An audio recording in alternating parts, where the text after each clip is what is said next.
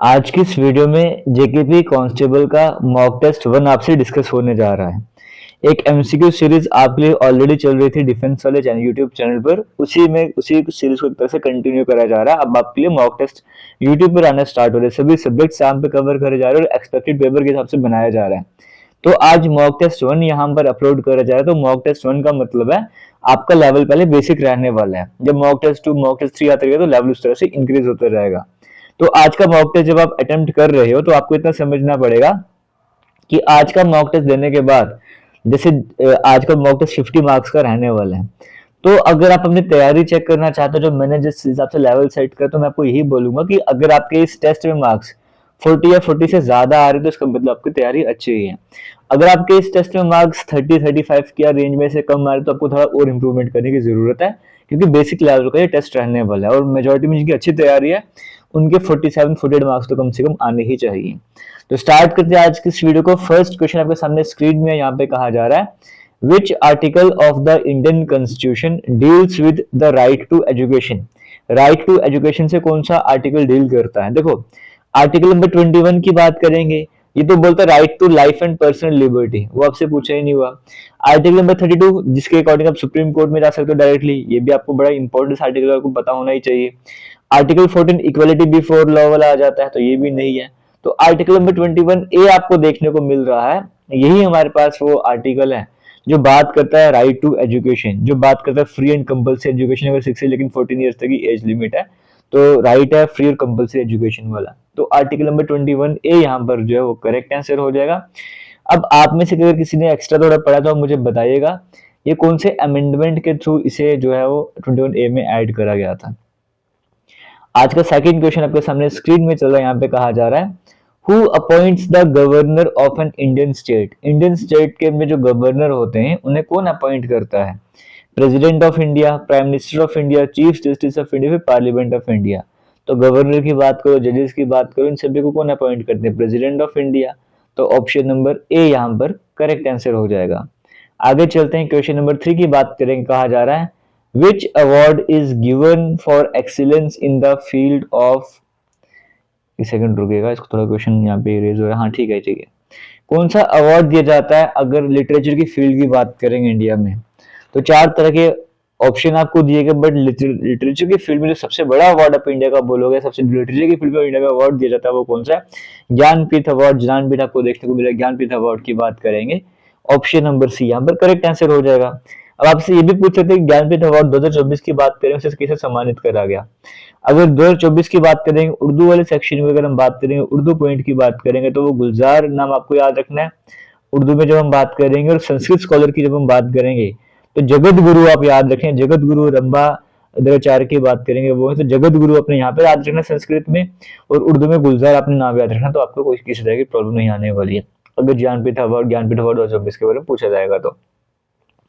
Question number 4 की बात करें। कहा जा रहा है, who was the first receipt of Bharat Ratna award. सबसे पहली बार भारत रत्न अवार्ड से किसे सम्मानित कर गया था, आपसे वो पूछ जा रहा है। तो श्री राजा गोपालचारी ऑप्शन नंबर बी में देखने को मिल रहा है। बट आपसे एग्जाम में ये भी पूछ सकते हैं कि भारत रत्न अवार्ड प्रेजेंट में 2024 की बात करेंगे किसे सम्मानित करा गया, तो वहां पे आपको एक कपूरी ठाकुर नाम याद रखना है, एक आपको ये नाम आ गया। एक लाल कृष्ण अडवाणी नाम याद रखना है, 2 नाम हो गए। नरसिम्हा राव 3 नाम हो गए। चरण सिंह 4 नाम हो गए। MS स्वामीनाथन 5 नाम हो गए। तो ये 5 नाम आपको याद रखने जब भारत रत्न अवार्ड 2024 की बात करी जाएगी। आगे चलते हैं, क्वेश्चन नंबर 5 की बात करेंगे। आपके सामने स्क्रीन में यहाँ पे कहा जा रहा है, the Sundarbans is located in which state of India. Sundarbans India की कौन सी स्टेट में लोकेटेड है? 4 तरह के ऑप्शन दिए गए, तो West Bengal option number A यहाँ पर करेक्ट आंसर हो जाएगा। Which country is not a member of SAARC. SAARC south east Asian association for regional corporation की अगर हम बात करेंगे, इसमें कौन से कंट्री नहीं आते इन 4 ऑप्शन से अगर हम देखा जाएगा, तब से वो पूछ जा रहा है। सार्क की तरफ से इंडिया के नेबर्स की बात हो तो तकरीबन वैसे भी आपको देखने को मिलते हैं। इसमें भूटान भी आ जाएगा, इसमें इंडिया तो है ही है, इसमें बांग्लादेश भी आ जाएगा, इसमें मालदीव भी आ जाएगा, इसमें नेपाल भी आ जाएगा, इसमें पाकिस्तान भी आएगा, श्रीलंका भी आएगा, बाद में अफगानिस्तान ने भी ज्वाइन करा है। तो चाइना में अभी तक आपको नहीं बोला, इसका मतलब चाइना इसका मेंबर नहीं है, तो ऑप्शन नंबर सी यहाँ पर जो है वो करेक्ट आंसर हो जाएगा। आगे चलेंगे, क्वेश्चन नंबर 7 की बात करेंगे। कहा जा रहा है, which river is known as the life line of Kerala. Life line of Kerala कौन सी नदी को कहा जाता है, आपसे ये पूछा जा रहा है। 4 तरह के ऑप्शन दिए गए, तो पेरियार रिवर आपको ऑप्शन नंबर सी में देखने को मिल रहा है। इसे ही कहा जाता है lifeline of Kerala. Option number C यहाँ पर करेक्ट आंसर हो जाएगा। क्वेश्चन नंबर 8 की बात करें, कहा जा रहा है the United Nations was founded in which year. United Nations की बात करेंगे कौन से ईयर में फाउंडेशन हुई थी। अगर आपसे हेडक्वार्टर पूछ ले, आपने न्यूयॉर्क बोल देना है, बट कब कौन से ईयर में फाउंडेशन हुई थी आपसे वो पूछा गया है। या फिर आपसे पूछा कि यूएन का जो चार्टर है कब साइन करा गया था, तो चार्टर जब साइन करा गया था वो 26 जून था। ईयर हमारे पास 1945 है, तो option number B correct answer हो जाएगा। तो चार्टर 26 जून को साइन करेगा 1945 को, बट फोर्स में कब से आया, तो 24 अक्टूबर 1945 को फोर्स में आया था। तो ईयर तो सेम ही है, बट चार्टर साइन करने की डेट अलग और इफेक्टिव डेट अलग है। तो ये भी आप कवर कर लेना, आपके लिए इंपॉर्टेंट रहने वाला है। वीडियो अगर अच्छी लगे तो वीडियो को शेयर कीजिएगा। ये जो क्वेश्चन का सेट आपको देखने को मिल रहा है, इसका पीडीएफ आपको हमारे टेलीग्राम पर मिल जाएगा, टेलीग्राम जेके लेटेस्ट इन्फो के नाम से है। क्वेश्चन नंबर 9 की बात करेंगे, आपके सामने स्क्रीन में चल रहा है, यहाँ पे कहा जा रहा है which shortcut key is used to paste copied text और फाइल्स इन विंडोज। कौन सा शॉर्टकट की ऐसा जिससे आप पेस्ट करते हो कॉपी वाले टेक्स्ट को, कोई भी आप कुछ अपने कॉपी कर उसको पेस्ट करें, क्या यूज करोगे, कंट्रोल+V यूज करके आप किसी भी चीज को पेस्ट करते हो। तो ऑप्शन नंबर सी यहाँ पर करेक्ट आंसर हो जाएगा। What is the full form of USB. USB की फुल फॉर्म का आपसे वो पूछा जा रहा है। तो U stand for universal, S stand for serial and B stand for bus. तो यूएसबी की फुल फॉर्म हो जाएगी universal serial bus. Option number B यहाँ पे करेक्ट आंसर हो जाएगा। क्वेश्चन 11 की बात करें, कहा जा रहा है which shortcut key is used to refresh a web page और window in most web browsers. अगर आपको रिफ्रेश करना है किसी वेब पेज को, अगर हम बात करेंगे ब्राउजर वगैरह की बात करें, कौन से शॉर्टकट की यूज करते हो, F5 से जनरली जो है वो रिफ्रेश करने का काम करते हैं। ऑप्शन नंबर है यहाँ पे करेक्ट आंसर हो जाएगा। What is the name of the political party founded by Sheikh Abdullah इन जम्मू कश्मीर। शेख अब्दुल्ला के द्वारा जम्मू कश्मीर में कौन सी पार्टी की फाउंडेशन करेगी, आपसे वो पूछा जा रहा है। तो Jammu and Kashmir national conference की बात करेंगे, जिसके भी प्रेसिडेंट जम्मू कश्मीर सरकार भी है। तो इस पार्टी के फाउंडर का नाम शेख अब्दुल्ला, ये आपको पता होना चाहिए। ऑप्शन नंबर बी यहाँ पर जो है वो करेक्ट आंसर हो जाएगा। 1932 में इसकी फॉर्मेशन करी गई थी। क्वेश्चन 13 की बात करें, कहा जा रहा है which of the following is the primary storage device of a computer. Computer का प्राइमरी स्टोरेज डिवाइस हम बोलते हैं ना, primary memory, secondary memory. Primary memory को मेन मेमोरी बोलते हैं, सेकेंडरी मेमोरी को ऑक्सिलरी मेमोरी भी कहते हैं। तो प्राइमरी में क्या आ जाता है, RAM, random access memory primary में आ जाता है। Option number B correct answer हो जाएगा। ये रोम की बात कर लो, ये किस में आ जाते हैं, हमारे पास प्राइमरी मेमोरी में आते हैं। फिर रैम में भी स्टैटिक रैम आता है, एस रैम आ जाता है, एक डायनेमिक रैम, डी रैम आ जाता है। तो अब प्राइमरी में सब कुछ आ जाता है ना, मतलब जो कंप्यूटर सीपीयू डायरेक्ट कनेक्ट करता है। तो ऑप्शन नंबर बी यहाँ पर करेक्ट आंसर हो जाएगा। आगे चलेंगे, क्वेश्चन 14 की बात करेंगे, कहा जा रहा है which of the following is the full form of HTTP। HTTP की फुल फॉर्म कब से वो पूछा जा रहा है। तो hyper text transfer protocol. Option number B यहाँ पर ए आपको देखने को मिल रहा है, ऑप्शन नंबर ए यहाँ पे करेक्ट आंसर हो जाएगा। आगे चलेंगे, next question hyper text transfer protocol. आगे क्वेश्चन नंबर 15 की बात करेंगे, अब सामने स्क्रीन में आ रहा है what is a phishing attack. Phishing attack क्या होता है, जब आप वायरस एंटीवायरस के बारे में पढ़ते हो, फिशिंग के बारे में पढ़ते हो। ये एक ऐसी टेक्निक है जिससे भी पर्सनल इंफॉर्मेशन को स्टोर कर स्टील करा जाता है, चुराया जाता है। तो जो हैकर्स वगैरह यूज करते हैं, फिशिंग वगैरह अटैक हो जाता है, और जैसे आपको कोई लिंक वगैरह भेजा, आपको मेल के थ्रू मैसेज कर आपने क्लिक कर लिया, तो वो वाला। Option number B correct answer, B correct answer हो जाएगा, जिससे साइबर फ्रॉड वगैरह होता है। A computer cannot boot if it does not have the computer boot नहीं कर सकता, स्टार्ट नहीं हो सकता, ऑन नहीं हो सकता जब तक इसमें क्या ना हो, compiler, loader, operating system, assembler. तो ऑपरेटिंग सिस्टम के बिना कंप्यूटर बूट नहीं कर सकता। ऑप्शन नंबर सी यहाँ पर करेक्ट आंसर हो जाएगा। आगे चलेंगे, क्वेश्चन नंबर 17 की बात करें, कहा जा रहा है recently which state has reported N outbreak of bird flu और एवियन इन्फ्लुएंजा। कौन सी स्टेट अभी हाल ही में ऐसे जिसमें बर्ड फ्लू आपको देखने को मिला, इसको एवियन इन्फ्लुएंजा भी नाम दिया गया। या फिर अगर हम इसको और शॉर्ट में बोले, अगर वायरस की बात करेंगे तो H9N2 वायरस का नाम दिया गया। तो कौन से स्टेट में ऐसे देखने को मिला। हालांकि ऐसे देखा जाए, अभी रिसेंटली जो पहला केस था वो वेस्ट बंगाल में देखने को मिला था, बट मेजोरिटी में जो यहाँ पे फैला है ये, वो 4 तरह के स्टेट जिसमें झारखंड का नाम आता है। तो option number D correct answer हो जाएगा। क्या पता आपको आंध्र प्रदेश देखने को मिल जाए तो उसको टिक कर देना है। क्या पता महाराष्ट्र देखने को मिले, क्या पता केरला देखने को मिले। अगर चारों देखने को तो चारों करेक्ट आंसर हो जाएगा। तो ऑप्शन के हिसाब से झारखंड यहाँ पे करेक्ट आंसर हो जाएगा। क्वेश्चन 18 की बात करेंगे, यहाँ पे आपको सामने स्क्रीन में देखने को मिल रहा है। यहाँ पे कहा जा रहा है which state is the host of Khelo India youth games 2025। Khelo India youth games 2025 की कहाँ होने जा रही है। तो खेलो इंडिया यूथ गेम्स 2025 वाली बिहार में होने जा रही है। ऑप्शन नंबर सी यहाँ पर करेक्ट आंसर हो जाएगा। क्वेश्चन 19 की बात करेंगे, कहा जा रहा है recently dash from J&K was honoured with Arjuna award by president Murmu. हाल ही में जम्मू कश्मीर से कौन ऐसे जिन्हें अर्जुन अवार्ड से सम्मानित करा गया। प्रेसिडेंट द्रौपदी मुर्मू जी ने सम्मानित करा अर्जुन अवार्ड से। जम्मू कश्मीर में कौन है जिन्हें सम्मानित करा। 4 तरह के ऑप्शन आपको देखने को मिल रहे हैं, बट यहाँ पर जो करेक्ट आंसर हो जाएगा वो शीतल देवी ऑप्शन नंबर डी यहाँ पे करेक्ट आंसर हो जाएगा, किश्तवाड़ को बिलोंग करती हैं। हाल ही में पैरा ओलंपिक्स की बात करेंगे, 2 ब्रॉन्ज मेडल इन्होंने लाए थे। यहाँ पे पैरा ओलंपिक्स की बात करेंगे, लास्ट टाइम जो एशियन पैरा ओलंपिक्स गेम 2022 में से 2 गोल्ड 1 सिल्वर भी वहाँ पे लाया था ना, तो पैरा आर्चर की कैटेगरी में आ जाती है, ऑप्शन नंबर डी यहाँ पर करेक्ट आंसर हो जाएगा। क्वेश्चन 20 की बात करेंगे, कहा जा रहा है who among the following von साहित्य अकेडमी युवा पुरस्कार इन डोगरी एंड कश्मीरी लैंग्वेजेस। इनमें से कौन है जिन्हें साहित्य अकेडमी अवार्ड से सम्मानित करा गया, साहित्य अकेडमी युवा पुरस्कार से सम्मानित करा गया डोगरी कश्मीरी लैंग्वेज में? हिना चौधरी, मोहम्मद अशरफ जिया, ये दोनों ही करेक्ट आंसर, इसका मतलब option number D both A and B correct answer हो जाएगा। हिना चौधरी की बात करें डोगरी की फील्ड में, और मोहम्मद अशरफ जिया की बात करें कश्मीरी की फील्ड में, जो है साहित्य अकेडमी युवा पुरस्कार से सम्मानित करा गया है। वीडियो सही लग रही है, वीडियो को शेयर कीजिएगा, सभी स्टूडेंट तक पहुंचाइएगा, और सभी कमेंट सेक्शन में कमेंट करके जरूर बताइएगा 50 में से कितने मार्क्स आ रहे हैं, ऑनेस्टली बताइएगा।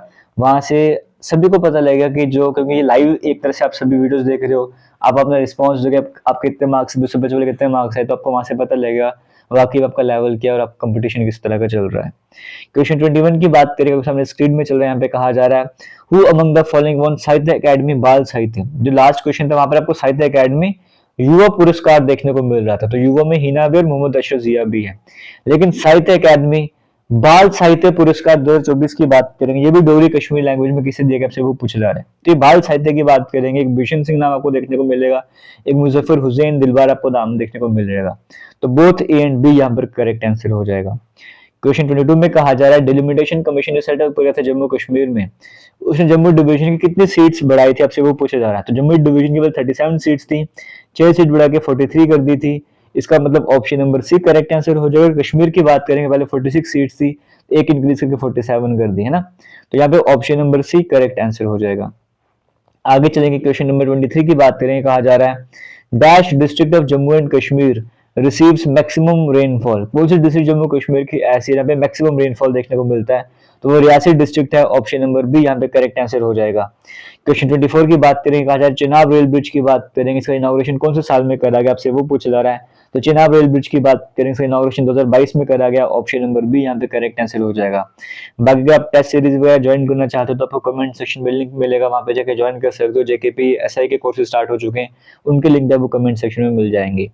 क्वेश्चन 25 की बात करेंगे, कहा जा रहा है दिल्ली अमृतसर कटरा एक्सप्रेसवे की बात करेंगे, ये किसको कनेक्ट करने का काम करेगा कटरा से। तो दिल्ली नॉर्थ को कटरा से कनेक्ट करेगा, पानीपत को कटरा से कनेक्ट करेगा, बहादुरगढ़ को कटरा से कनेक्ट करेगा, दिल्ली साउथ को। तो दिल्ली अमृतसर कटरा एक्सप्रेसवे की बात करेंगे, ये बहादुरगढ़ जो कि दिल्ली के पास ही पड़ता है, हरियाणा में आ जाता है बट बॉर्डर आता है दिल्ली का, तो बहादुरगढ़ का जो कटरा से कनेक्ट करने का काम करेगा, तो option number C correct answer हो जाएगा। इसमें काम तेजी से चल भी रहा, आप सभी ने अगर जम्मू के रहने वाले तो आप सबने जरूर देखा होगा। क्वेश्चन नंबर 26 की बात करेंगे, सामने स्क्रीन में आ रहा है, यहाँ पे कहा जा रहा है IIKSTC एक सैफरन पार्क है, इसके बारे में आपको जम्मू कश्मीर में पढ़ा रहा था, जम्मू कश्मीर का क्वेश्चन कवर करवा रहा था, वहां पर इसके बारे में बताया था। IIKSTC की बात करेंगे, एक सैफरन पार्क है ना, तो ये कहाँ पर आपसे वो पूछा जा रहा है। Indian international Kashmiri saffron trading centre की बात करेंगे, ये दुसू पंपोर में लोकेटेड है, तो option number C correct answer हो जाएगा। क्वेश्चन नंबर 27 की बात करेंगे, कहा जा रहा है what is the time limit for the information to be provided in case of life और लिबर्टी। लाइफ और लिबर्टी का जब सवाल होगा तब इंफॉर्मेशन कितनी देर में प्रोवाइड करनी होती है, तो 48 आवर्स में से 30 डेज जनरल टाइम रहता है, अगर असिस्टेंट पीआईओ के पास जाए तो 35 डेज का टाइम होता है, बट लाइफ और लिबर्टी का सवाल तो इन्फॉर्मेशन 48 आवर्स के अंदर देनी पड़ती है, ऑप्शन नंबर बी यहाँ पे करेक्ट आंसर हो जाएगा। आरटीआई 2005 की बात करें, इसमें कितने सेक्शन देखने को मिलते हैं, इसमें 36 सेक्शन है, 31 सेक्शन देखने को मिलते हैं, 31 सेक्शन देखने को मिलते हैं, ऑप्शन नंबर सी यहाँ पर जो है वो करेक्ट आंसर हो जाएगा। क्वेश्चन 29 की बात करें, कहा जा रहा है which of the following rivers were allocated to India. कौन सी रिवर जो इसको इस इंडिया को दिया गया था इंडस्ट्रियल ट्रीटी के अकॉर्डिंग, तो इंडिया को रावी, ब्यास और सतलुज का दिया गया था, option number C correct answer हो जाएगा। क्वेश्चन 30 में कहा जा रहा है Indus water treaty Jawaharlal Nehru किसके बीच में साइन करी गई, पंडित जवाहरलाल नेहरू और मोहम्मद अयूब खान के बीच में साइन करी गई, ऑप्शन नंबर बी यहाँ पे करेक्ट आंसर हो जाएगा। क्वेश्चन 31 में कहा जा रहा है from dash from Jammu Kashmir served as the leader of opposition in Rajya Sabha from 2014 to 21। इनमें से कौन ऐसे हैं जो जम्मू कश्मीर को बिलोंग करते हैं और लीडर ऑफ अपोजिशन भी रहे वो राज्यसभा में इस टाइम पीरियड में, तो वो गुलाम नबी आजाद थे सॉरी, जो लीडर ऑफ अपोजिशन रहे राज्यसभा में, ऑप्शन नंबर बी यहाँ पे करेक्ट आंसर हो जाएगा। क्वेश्चन 32 की बात करें, कहा जा रहा है रतले हाइड्रो इलेक्ट्रिक प्रोजेक्ट की बात, गुलाम अली खटाना की बात करें, अभी जम्मू कश्मीर से राज्यसभा के मेंबर है। रतले हाइड्रो इलेक्ट्रिक प्रोजेक्ट की बात करें, कितने मेगावाट का पावर प्रोजेक्ट है, ये किश्तवाड़ में लोकेटेड है, तो 850 मेगावाट की कैपेसिटी वाला है ये, तो ऑप्शन नंबर डी यहाँ पर करेक्ट आंसर हो जाएगा। क्वेश्चन 33 की बात करें, कहा जा रहा है what does the idiom break the ice mean. एक ईडियम है जो ब्रेक द आइस का मतलब करता है, इसका मतलब होता है ब्रेक द आइस का मतलब कन्वर्सेशन को स्टार्ट करना, to start a conversation, option number B यहाँ पर करेक्ट आंसर हो जाएगा। क्वेश्चन 34 की बात करें, कहा जा रहा है which of the following is a synonym of quick. Quick का सिनोनिम सेम मतलब क्या हो जाएगा, क्विक का मतलब हो जाएगा रैपिड, फास्ट, तो ऑप्शन नंबर बी यहाँ पे करेक्ट आंसर हो जाएगा। क्वेश्चन 35 की बात करें, कहा जा रहा है What does the idiom the ball is in your court, इसका मतलब क्या है। The ball is in your court का मतलब है अब आपका टाइम आ चुका है डिसीजन लेने का, तो it's your time to take a decision, to make a decision, option number A correct answer हो जाएगा। क्वेश्चन 36 की बात करें, कहा जा रहा है I would like to dash you with your work. मैं तुम्हारी मदद करना चाहूंगा तुम्हारे काम में, तो मदद का मतलब एड होता है, वो कौन सा एड, वो ए आई डी होता है, ये होता है हेल्प करना, मैं तुम्हारे काम में तुम्हारी मदद करना चाहूंगा चाहूंगी, तो ऑप्शन नंबर ए यहाँ पर जो है वो करेक्ट आंसर हो जाएगा। क्वेश्चन 37 की बात करें, कहा जा रहा है she had to dash the heavy box by herself, उसको एक हैवी बॉक्स था खुद उसको ब्रेक करना पड़ा ना, तो ब्रेक कौन सा हो जाएगा यहाँ पे, वो देखते हैं कि एक ब्रेक यहाँ पे ब्रेक लगाने वाला होता है, एक ब्रेक तोड़ने वाला होता है, यहाँ पे तोड़ने वाला ब्रेक आएगा तो वो बी आर ई ए के हो जाएगा, ऑप्शन नंबर बी के यहाँ पे करेक्ट आंसर हो जाएगा। What is the synonym of fluctuate. Fluctuate का मतलब क्या होता है, सिनोनिम मतलब सेम मीनिंग क्या होता है, फ्लक्चुएट का मतलब चेंज होते रहना, यानी कि वैरी होते रहना, तो ऑप्शन नंबर बी यहाँ पे करेक्ट आंसर हो जाएगा। अब वैसे भी देख सकते थे मेंटेन होना, इक्वलाइज होना, सब कुछ सेम सेम ही है, तो इसका मतलब अलग से मुझे ऑप्शन चुनना पड़ेगा। क्वेश्चन 39 की बात करेंगे, आपके सामने स्क्रीन में यहाँ पे कहा जा रहा है what is the antonym of juvenile. आप सुनते हो कि जुवेनाइल जस्टिस बोर्ड, बच्चों वाला बोर्ड वगैरह, उसका एंटोनिम क्या हो जाएगा, जो मैच्योर होगा, option number C correct answer हो जाएगा।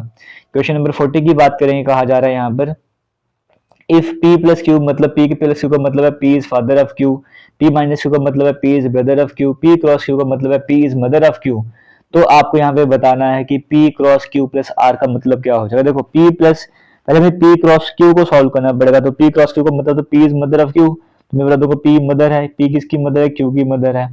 फिर q प्लस r को सॉल्व करना पड़ेगा, तो प्लस का मतलब होता है फादर, तो p प्लस q का मतलब था p is father of q, तो q प्लस r का मतलब हो जाएगा q is father of r, तो क्यू फादर है, किसका फादर है, क्यू आर का फादर है, आर का जेंडर हमको नहीं पता, तो इनमें से कौन सा ऑप्शन सही हो जाएगा आपको वो बताना है। तो देखो यहाँ पर पी जो है वो ग्रैंड मदर होगी आर की, बिल्कुल सही, क्योंकि आर के पापा के मम्मी है तो grand mother, option number A correct answer हो जाएगा। सेकंड में पी आर का फादर बिल्कुल गलत है, पी अंकल आर का बिल्कुल गलत, पी सिस्टर इन लॉ बिल्कुल गलत, तो ऑप्शन नंबर ए ही यहाँ पर जो है वो करेक्ट आंसर हो जाएगा। आगे चलते हैं, क्वेश्चन नंबर 41 की बात करेंगे, कहा जा रहा है what is the odd one out, जो भी ऑड आपको लग रहा है उसको बाहर निकालो। मार्च की बात करेंगे, अप्रैल मई जून, मार्च में 31 दिन है तो बाकी सभी 30 दिन वाले हैं, तो ऑप्शन नंबर ए अलग था, वही हमको बताना था, ऑप्शन नंबर ए यहाँ पे करेक्ट आंसर हो जाएगा। आगे चलेंगे, क्वेश्चन नंबर 42 की बात करेंगे, कहा जा रहा है Arjun starts moving in the east direction, Arjun जो है वो ईस्ट डायरेक्शन में मूव करना स्टार्ट करता है आफ्टर रनिंग 50 मीटर, 50 मीटर उसने ईस्ट मतलब टर्न कर लिया था, हमारा डायरेक्शन नॉर्थ होती है, साउथ होती है, यहाँ पे वेस्ट हो जाएगी, अभी ईस्ट हो जाएगी। फिर कहा गया है after running 50 meter, 50 meter run करने के बाद वो लेफ्ट साइड टर्न करते हुए 15 मीटर जाता है, 15 मीटर लेफ्ट साइड मतलब ईस्ट का लेफ्ट कौन सा हो जाएगा, ईस्ट का लेफ्ट मतलब वो नॉर्थ में चला गया, तो 15 वो नॉर्थ में चला गया। देन फ्रॉम देयर वहां से वो टर्न करता है लेफ्ट साइड, 30 मीटर स्ट्रेट जाता है, 30 मीटर स्ट्रेट मतलब वहां से वो लेफ्ट साइड टर्न करा, तो नॉर्थ को लेफ्ट फिर से हमारे पास वेस्ट हो जाएगा।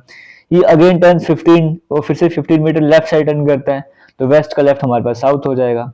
तो कितनी दूरी पर अपने स्टार्टिंग पॉइंट से देखो यहाँ पर क्या हो जाएगा, 15 नॉर्थ 15 साउथ तो कैंसिल हो जाएंगे, अपोजिट को माइनस करते हैं, बच गए ईस्ट वेस्ट, ये भी अपोजिट है, माइनस करना पड़ेगा, तो 20 हमारे पास आंसर हो जाएगा, और डायरेक्शन अगर पूछेगा तो ईस्ट हो जाएगा, तो 20 मीटर ऑप्शन नंबर सी में देखने को मिल रहा है, ऑप्शन नंबर सी यहाँ पे करेक्ट आंसर हो जाएगा।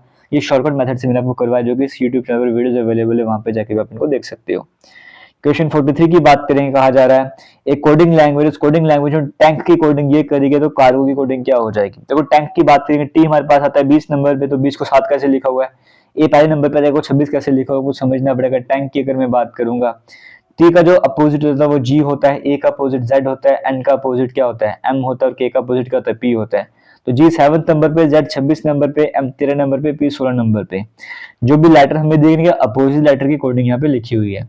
तो कार्गो की बात करेंगे, कार्गो का अपोजिट लिखना पड़ेगा सी A R G O, cargo का सी का अपोजिट एक्स होता है, ए का अपोजिट जेड होता है, आर का आई होता है, जी का टी होता है, ओ का एल होता है। तो एक्स 24 नंबर पे आता है, जेड 26 नंबर पे आता है, 9th नंबर पे आता है, तो 24-26 9 T20 नंबर पे आता है और L 12 नंबर पे आता है। तो स्टार्टिंग में 24-26 और लास्ट में 12 और 9-20 से आपको सब कुछ ऑप्शन नंबर बी में देखने को मिल रहा है। ऑप्शन नंबर बी यहाँ पे करेक्ट आंसर हो जाएगा। क्वेश्चन 44 की बात करें, हम सामने स्क्रीन में यहाँ पे कहा जा रहा है कि इस क्वेश्चन मार्क में क्या आपको वो बताना है। तो पहले एक्स है जो कि 24 नंबर पे आता है, फिर डब्ल्यू 23 नंबर पे आता है, फिर यू 21 नंबर पे आता है, आर 18 नंबर पे आता है, एन 14 नंबर पे आता है। आगे वाली जो हमारे पास तीन लेटर आएंगे उसका पहला लेटर क्या हो जाएगा, देखो पहले -1 किया, -2 किया, -3 किया, -4 के -5 करना था। तो 14 में से 5 माइनस करेंगे 9 और 9th नंबर पे हमारे पास आई आता है। तो आई से दो ऑप्शन स्टार्ट हो रहे हैं, हमें सेकंड लेटर की तरफ जाना पड़ेगा। यहाँ का सेकंड लेटर सी है जो कि 3rd नंबर पे आता है, डी है जो कि 4th नंबर पे, एफ है 6th नंबर, आई 9th नंबर, एम है 13 नंबर। देखो यहाँ पे एक ऐड किया, फिर 2 ऐड किया, फिर 3 ऐड किया, फिर 4, फिर 5 मुझे ऐड करना, 13 में 5 ऐड करेंगे, 18 नंबर पे क्या आता है, आर आता है। यानी कि I R option number D जो है वो करेक्ट आंसर हो जाएगा।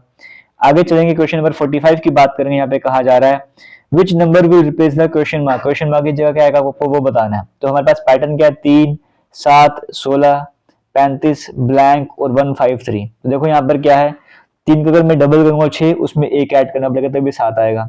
7 को 2 से मल्टीप्लाई करो 14 और 2 ऐड करना पड़ेगा। 16 को मल्टीप्लाई करो 2 से 32 और 3 ऐड करना पड़ेगा। तो अगर 35 की बात करें 2 से मल्टीप्लाई करके 4 ऐड करना पड़ेगा।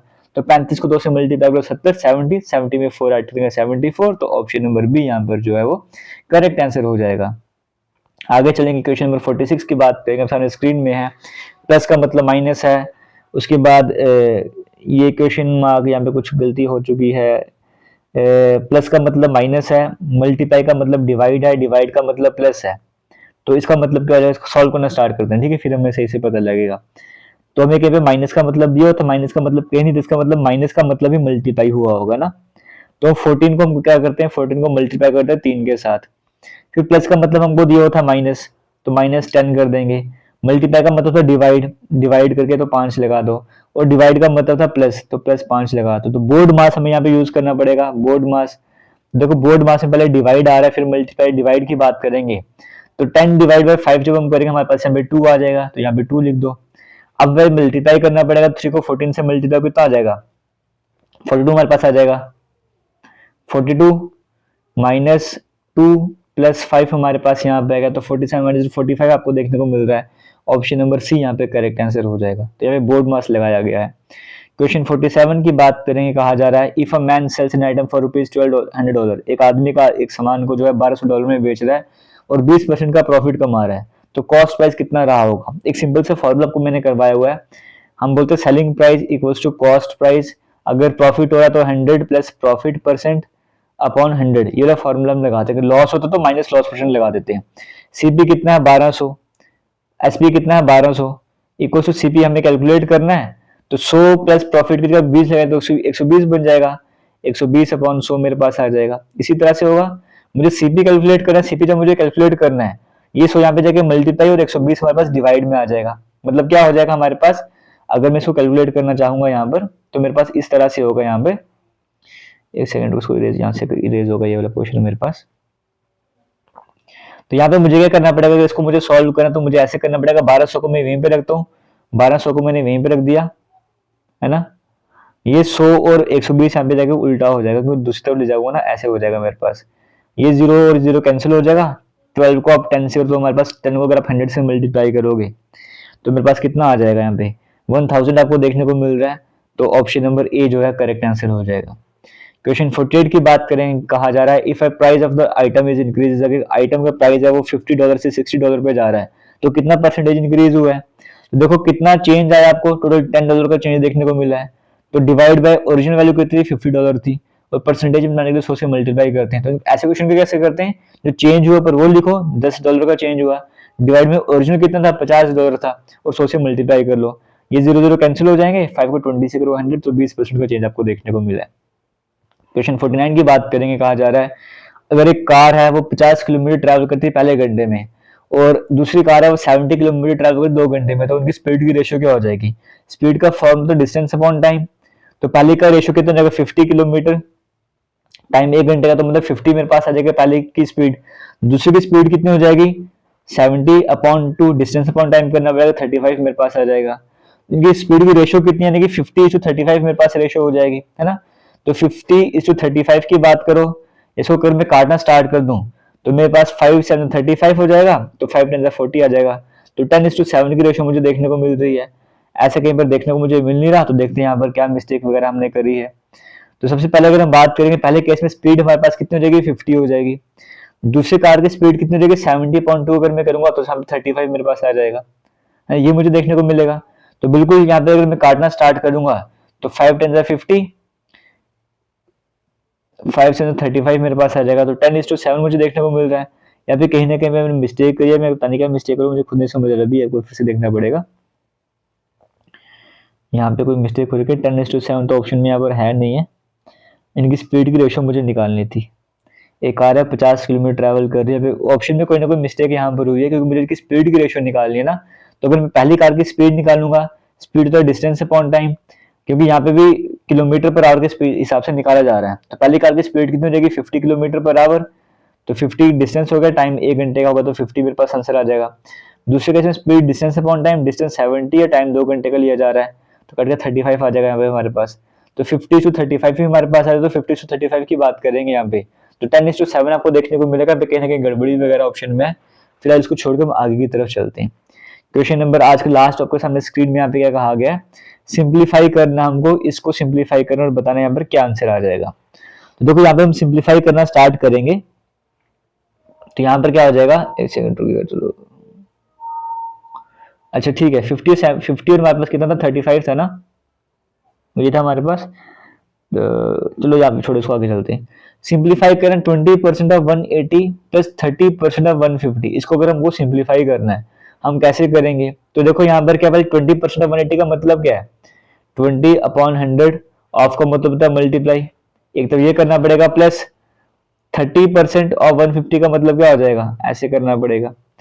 तो ये 1 0 1 0 कैंसिल, 1 0 1 0 कैंसिल, 2 को 18 से मल्टीप्लाई करो 36 आ जाएगा, प्लस का साइन लगा दो, ये 0 0 कैंसिल, ये 0 0 कैंसिल, 3 को 5 से मल्टीप्लाई करो 45, तो 45 प्लस 36 हमारे पास कितना हो जाएगा, हमारे पास ये 40 70 76 और 81 हो जाएगा। किसी ऑप्शन देखने को ही नहीं मिल रहा। तो यहाँ पे पता नहीं कैसे किस तरह से का मिस्टेक वगैरह को देखना पड़ेगा फिर से, एक बार को फिर से सॉल्व करते हैं। 20% 180 का मतलब, 20 का परसेंट का मतलब होता है 1/5, 1/5 को जब 180 से मल्टीप्लाई करोगे तो 5 3 15, 5 से 30 36 हमारे पास आंसर आ रहा है। दूसरी तरफ जब मैं करूंगा 30/100 इंटू 150, जब मैं करूंगा 0 0 कैंसिल, 0 0 कैंसिल, 15 मेरे पास आंसर रहेगा, है ना। तो यहाँ पे कोई ना कोई मिस्टेक वगैरह हो रही है ऑप्शन वगैरह में, तो यहाँ पे जो करेक्ट आंसर है 45 प्लस 36 हमारे पास आ जाएगा। तो इन दोनों ही ऑप्शन से कोई ना कोई मिस्टेक वगैरह हुई है। तो इस तरह से हमारा जो आज का सेट है वो कंप्लीट हो रहा है। उम्मीद करता हूँ वो वीडियो सही लगे, वीडियो को शेयर भी करोगे।